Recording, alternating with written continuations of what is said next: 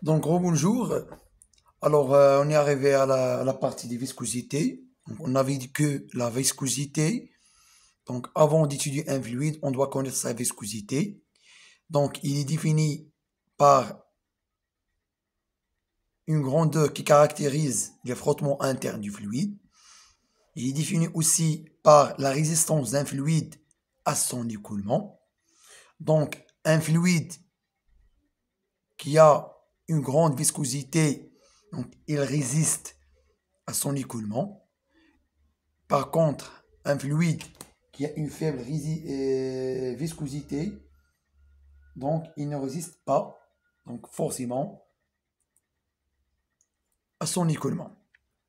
Donc maintenant, donc on dispose de deux types de viscosité. C'est la viscosité, la viscosité dynamique et la viscosité cinématique. Alors pour définir la viscosité dynamique, regardez bien.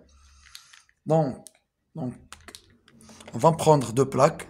Ici plaque P1 et ici plaque P2. Donc une plaque P1 et ici une plaque P2.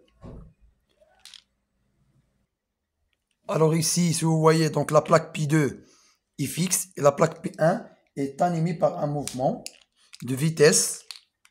Donc on va animer cette plaque-là pour animer l'écoulement de ce fluide. Donc on va animer cette plaque-là par un vecteur vitesse V1. Donc, pour vous clarifier cette expérience, donc, on dispose ici de deux plaques, une plaque supérieure P1, une plaque inférieure P2. La plaque, la plaque P2 est fixe et la plaque P1 est animée en mouvement par une vitesse V1. Si vous voyez ici, voilà donc les couches des fluides. Donc pour lancer donc l'écoulement de ce fluide-là, donc elle est assujettie au mouvement de cette plaque-là. Donc je vais choisir deux couches. Ici c'est couche fluide. Couche fluide. Donc je vais choisir donc deux couches. Par exemple, cette couche-là et celle-là. Cette couche, donc la distance entre ces deux couches, c'est delta Z. C'est la variation de quoi? La variation de latitude. Ici,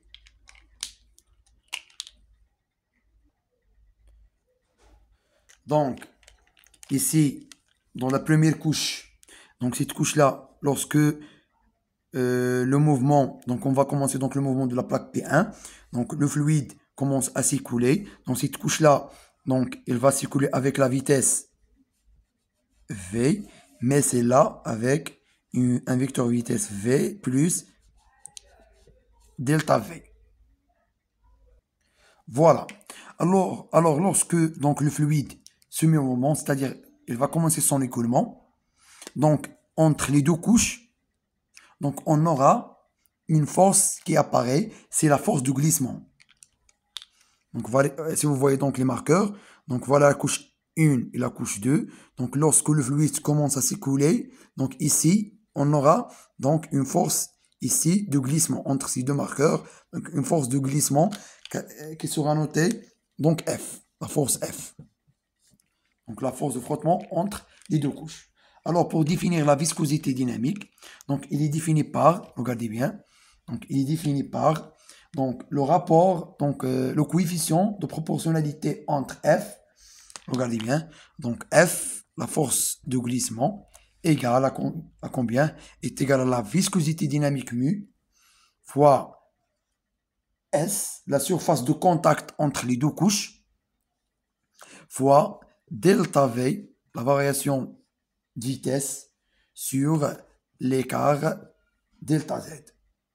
Donc la viscosité dynamique est définie par F est égal à mu fois S fois delta V sur delta Z. Donc F, on avait dit que F, c'est la force de glissement entre les couches, force de glissement. mu, c'est quoi? C'est la viscosité dynamique. S, c'est la surface de contact. Surface de contact entre les deux couches. Et delta V, c'est l'écart de vitesse. Écart de vitesse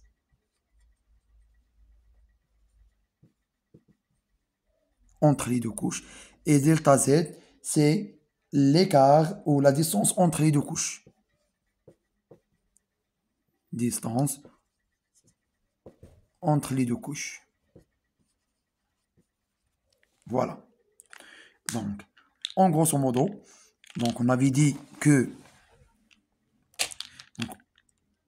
donc je vais vous expliquer donc une deuxième fois donc l'expérience.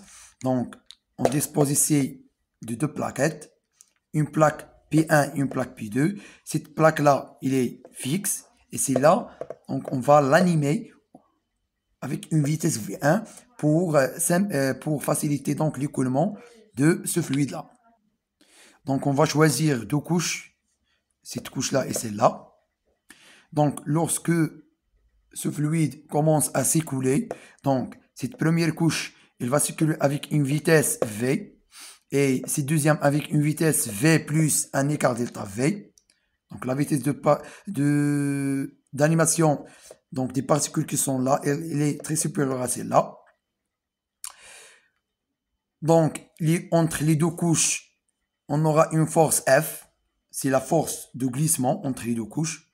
Alors, pour définir donc la viscosité dynamique, on avait dit que la viscosité dynamique est définie par, donc on a F est égal à mu, voilà la viscosité dynamique, fois S delta V sur delta Z, tel que F c'est la force de glissement, mu c'est la viscosité dynamique, S c'est la surface de contact entre les deux couches, delta V c'est l'écart de vitesse entre les deux couches, et delta Z c'est la distance entre ces deux couches.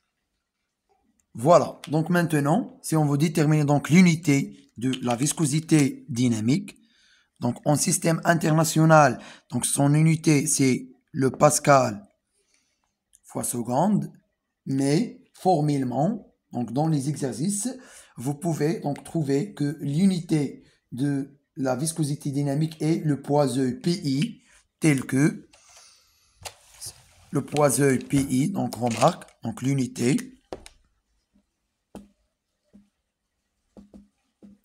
En système international, on avait dit que c'est le pascal seconde, mais parfois, on trouve que l'unité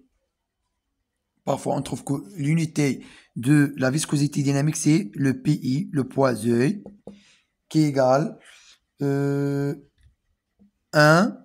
pascal seconde. Donc, on peut remplacer ce pascal seconde par le PI, et qui est égal à 1 kg par mètre fois seconde. Donc, c'est la même chose. Pascal seconde, c'est le poids-œil. Maintenant, donc, on va voir donc, la viscosité cinématique. Donc, pour la viscosité cinématique, donc, il est défini par nu est égal à mu sur ρ. Donc, c'est le rapport de la viscosité dynamique sur la masse volumique du fluide. Donc, son unité, c'est le mètre carré par seconde. Et parfois, donc, on peut exprimer donc l'unité de la viscosité cinématique par le Stokes, tel que 1 Stokes est égal à 10 à la puissance moins 4 mètres au carré par seconde. Maintenant, s'il vous demande donc de citer donc la différence entre la viscosité, donc la différence entre la viscosité cinématique et la viscosité dynamique. Alors, donc la viscosité, si vous voyez donc la viscosité cinématique,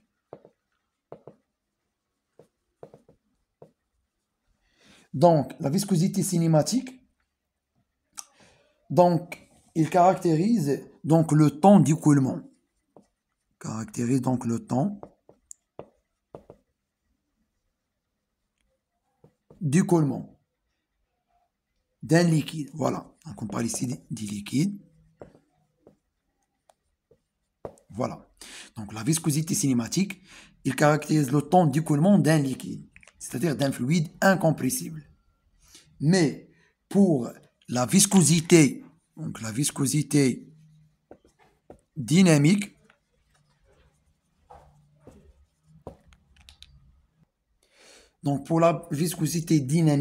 il nous donne ou il correspond à la réalité physique du comportement d'un fluide soumis à une sollicitation, c'est-à-dire un effort externe. En d'autres termes, la viscosité dynamique caractérise quoi? La rigidité d'un fluide à une vitesse de déformation. Lorsque ce fluide il est soumis à une sollicitation de déformation, donc ici, on doit connaître sa viscosité dynamique qui nous donne des informations sur sa rigidité, c'est-à-dire sa résistance contre ces sollicitations.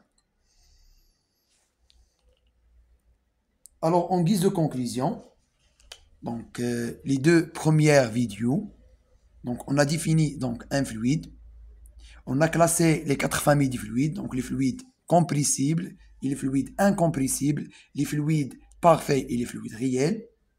Et la deuxième vidéo, donc on l'a consacrée pour déterminer quelques caractéristiques des fluides incompressibles tels que la masse volumique, la viscosité dynamique et la viscosité cinématique.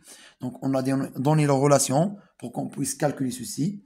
Et pour la prochaine vidéo, donc je vais vous donner donc des exercices d'application donc pour mémoriser le maximum possible ces relations et comprendre donc ce cours. Alors donc on est arrivé à la fin de cette première séance et de ce premier chapitre. Donc je vous ai donné juste donc le nécessaire pour faire des exercices et de comprendre le maximum possible ce cours. Alors veuillez s'abonner sur ma chaîne pour que vous puissiez donc recevoir les nouveautés pour ce qui concerne donc les cours de la mécanique. À bientôt.